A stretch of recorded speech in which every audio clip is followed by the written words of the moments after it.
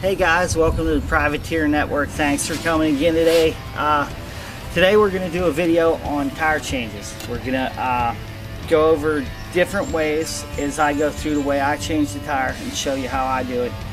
I'm going to give you different tips of things you can change to try to make it easier for you. You know, everybody does it different. This is just my way. You know, I always try to make it as easy as possible and as fast as possible, like because they're on the qualifiers for the 6 days and the 6 days where you got to change them fast. So again, this is how to change a tire. All right, you're going to need a few things. We're going to need wrenches to take the axle off to remove the wheel. You're going to need a Velcro extractor, a 12mm wrench to take the tube nut off and the rim lock nut off. You're going to need a tire gauge, an air compressor, and WD-40 and tire irons, and that should do it. All right, first thing we're going to do is remove the front brake line cover here. Take it off so we can get to the axle nut. Keep all your parts in a nice neat little places so you don't lose them.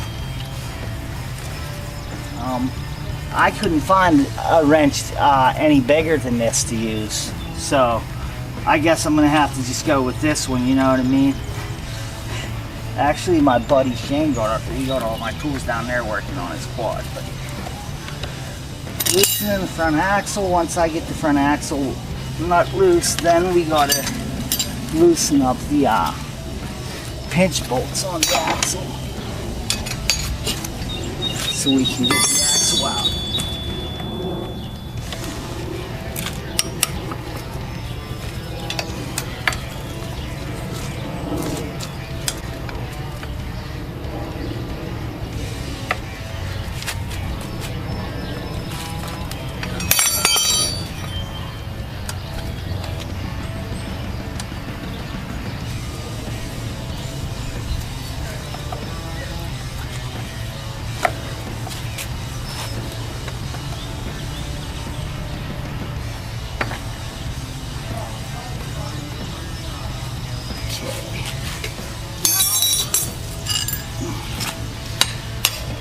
Should tap right out.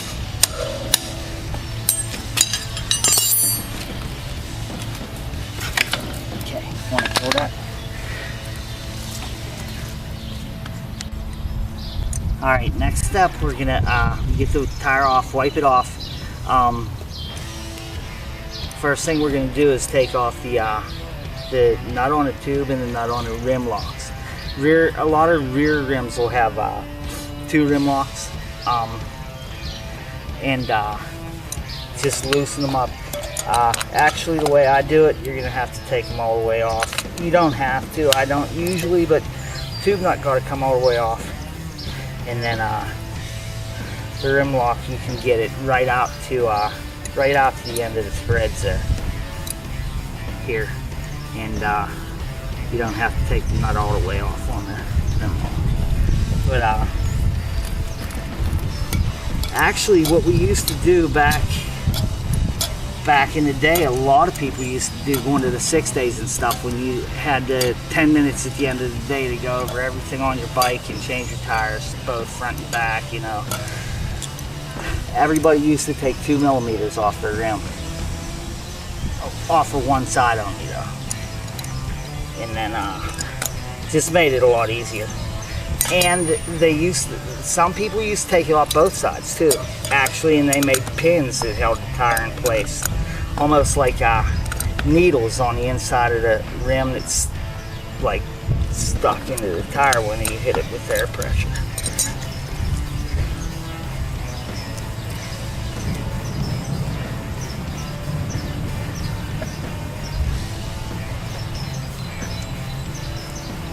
Okay.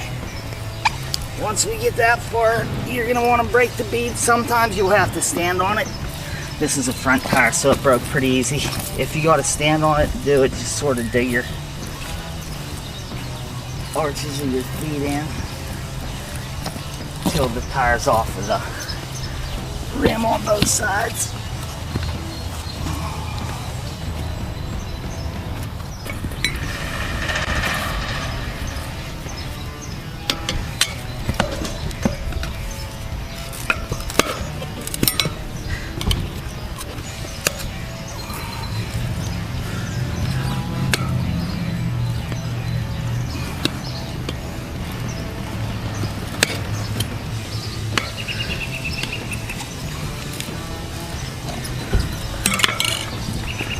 Once you get it about there, it should pull out.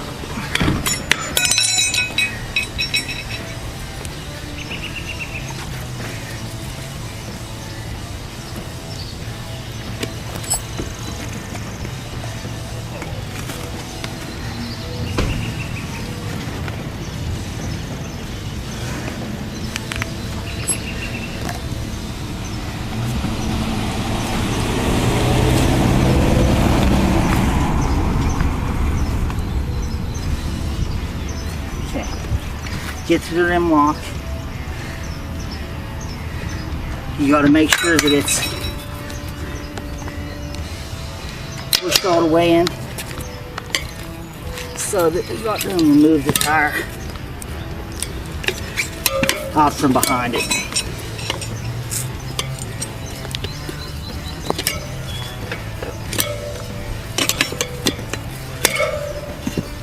Pretty simple, right?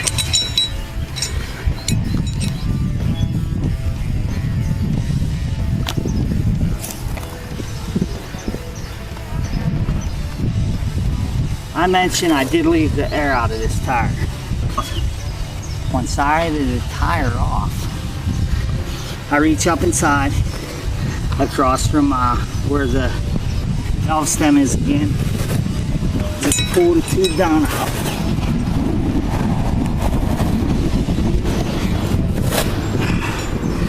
Once I get it to right where the valve core is, sort of just push it in and pull it out.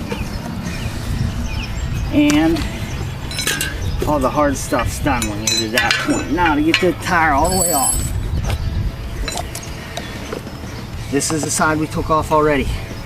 I'm going from the other side. Okay. Clear through.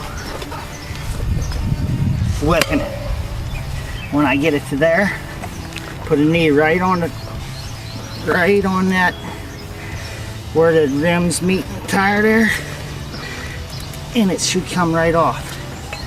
Okay, I leave one part of the tube pulled out from the tire. This is where I get my WD-40 or 6-in-1, some kind of lubricant here, and I hit the whole bead on both sides.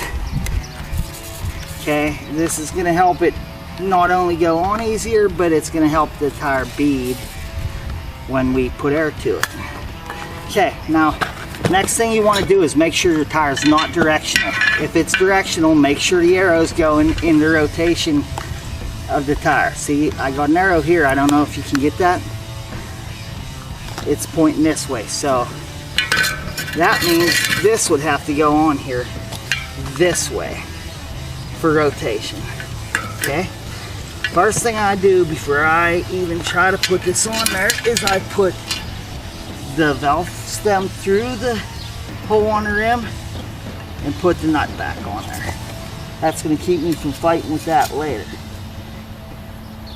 Okay, next thing I do is I make sure that's seated down into the tire. Then I take the rim lock over here and make sure it goes under the tire so it's already seated on the side. Okay, once I get that to that point, if it's a tire that you've been riding on, it's probably, you probably can do it by hand usually. I'm a little out of practice. I'll try, but we'll see what happens. If you pull right in the right places, sometimes it just pops right on. Sometimes it don't. Almost. I get her to there. I'll pop the rest of that side on real quick. right there. Next step, we'll work on this side. I am going to start directly across from the rim lock. Everything I do is always directly across from the rim lock, man. It's the easiest way to remember this. That way, when I'm halfway around, I can make sure I got the rim lock tucked in as I'm going past it. Now, you want to take little bites. I use the bigger tire irons for leverage. They're way easier to use. Plus, if you're getting a little scuffle in the pits, you know, they come in handy. Actually, I don't even need the tire irons yet. Go with my hand, some here. That'll really probably too. Okay, now I'm to the rim lock here. I want to make sure that rim lock's pushed in. So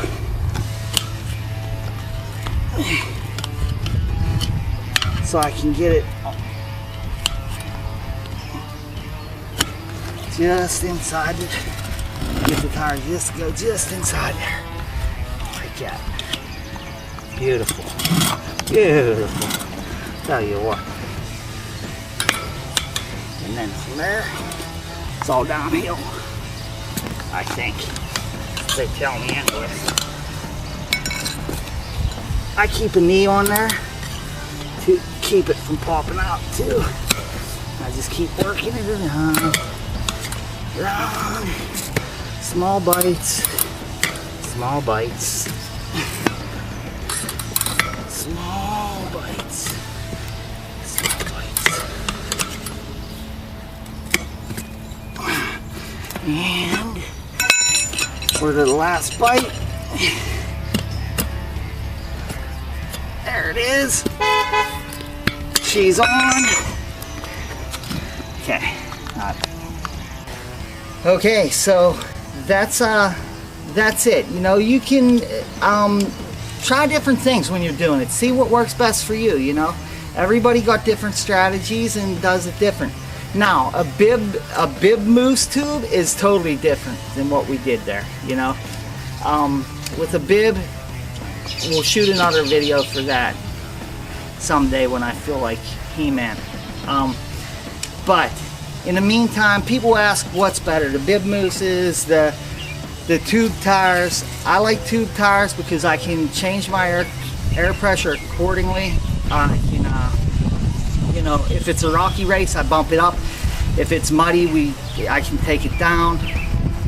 You know, if it's real hard packed, I can, you know, take it down for a little more traction and a little more to give the bike a little bit more of a plush feeling. You know, you can do all kinds of different things with the air pressure, you know, so try that. Different tire compounds, you know. I always run a mid to soft no matter what. It's just what I like. My opinion, instead of changing a tire for the terrain you're in, if you're riding with the same tire all the time and know exactly what that tire is going to do at all times, in my book, you're better off than putting a hard terrain tire on because you're riding a hard packed race that day and then all of a sudden it's doing some crazy stuff that you're not used to. You know, I'd rather have a soft terrain, mid to soft terrain tire on. It's not going to hook up quite as good, but I know what it's going to do. It's not going to catch me off guard. So I hope this video helped you out, man. Thanks for checking out the Privateer Network. Remember, subscribe, share it with your friends, share it on your social networks, and thanks for coming.